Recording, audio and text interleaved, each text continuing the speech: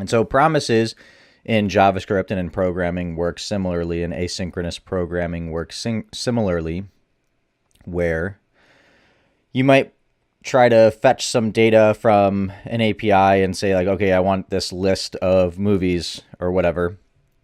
And so that will return a promise saying like, hey, yes, you're going to get this data at some point. Like, go ahead, do your thing. Go ahead and continue running your program. And when I'm done fetching your data, I'll let you know. So asynchronous programming allows other things, other processes to run while that task is being fulfilled.